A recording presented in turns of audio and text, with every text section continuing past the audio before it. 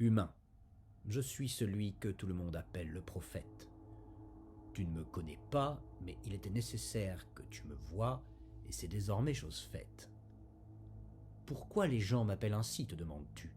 C'est parce que je leur ai parlé de l'effondrement prochain de leur civilisation. Et comme je leur ai dit qu'il n'était pas seulement imminent, mais qu'il avait même déjà commencé, certains m'ont traité de prophète de malheur, pendant que d'autres, qui ont compris que j'avais raison, m'ont tout simplement appelé prophète. Qui je suis vraiment? Eh bien, c'est simple, je suis un personnage imaginaire, et je n'existe donc pas dans ta réalité. J'existe dans la tête de celui qui m'a créé, j'existe dans le livre qui raconte mon histoire, et maintenant dans cette vidéo. Mais j'existe aussi dans ton esprit depuis que tu me vois. Ne prends pas la peine de me chercher dans ta réalité, tu ne m'y trouveras pas. Mais cela ne veut pas dire pour autant que je n'existe pas. En effet, comment une chose qui n'existe pas du tout pourrait-elle avoir un quelconque effet sur votre réalité? Comment pourrait-elle avoir un but qui vous concerne tous directement?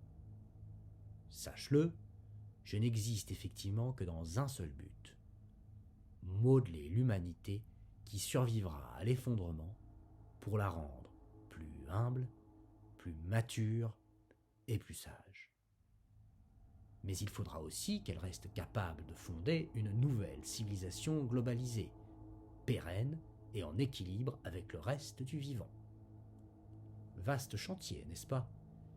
Et tu voudrais savoir comment je compte m'y prendre, j'en suis sûr. Mais je répondrai à cela une prochaine fois. Avant d'aborder le comment, je te propose en effet de nous intéresser pour l'instant au pourquoi. Pourquoi vouloir changer l'humanité? Pourquoi vouloir la modeler en quelque chose d'autre que ce qu'elle est actuellement? Eh bien, la réponse devient totalement évidente dès lors que l'on conclut que votre société globalisée est sur le point de s'effondrer totalement et que tout ce que vous pourrez faire pour essayer de l'éviter n'y changera désormais strictement rien. Là, tu pourrais m'interrompre pour me rétorquer que les gens qui pensent à votre place ont dit que votre société était très solide et qu'elle pouvait résister à toutes les tempêtes, que le progrès et la technologie allaient tous vous sauver. Évidemment, il me sera extrêmement simple de démontrer que ces affirmations sont totalement fausses, qu'il ne s'agit en fait que d'incantations répétées pour vous éviter d'avoir à faire face à cette réalité cruelle, et à cela aussi, je m'emploierai une prochaine fois. Dans l'immédiat, partons du principe que ce que je te dis est la vérité, et que l'effondrement total de votre civilisation est imminent. Partons aussi du principe qu'il est vrai que vous, les humains, avez accompli l'exploit peu glorieux de perturber le fonctionnement global de la planète et que vous avez réussi à devenir une terrible nuisance pour la totalité du vivant, alors même que vous en faites partie et en dépendez totalement. Si tu devais faire pareil constat, alors tu serais bien obligé d'en conclure que ton espèce a manqué grandement d'intelligence et qu'elle est particulièrement inconséquente et immature. Si elle devait ensuite survivre à toutes ces choses qu'elle a elle-même provoquées, faudrait-il alors la laisser se relever sans lui avoir au préalable appris comment éviter de reproduire les mêmes erreurs qui l'ont conduite à pareil désastre? Non, évidemment non.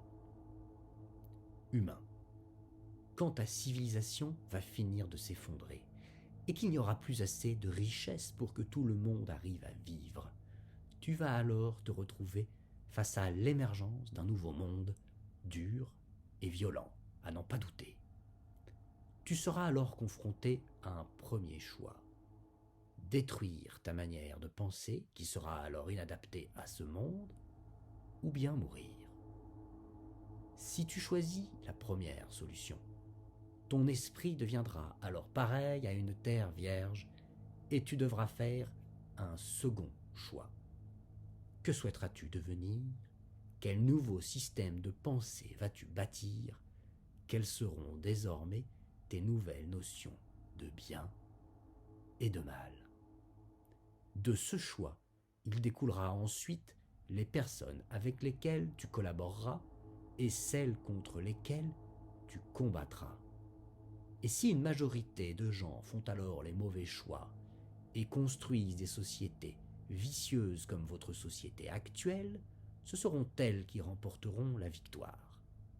À terme, les mêmes erreurs se reproduiront et l'humanité finira par disparaître en raison des conséquences de ses propres bêtises. Vois-tu, humain, je connais bien celui qui m'a créé, car je suis logé dans son esprit. Comme la plupart des humains, il éprouve pour ses enfants ce que vous appelez de l'amour, et ce sentiment semble lui procurer du bonheur.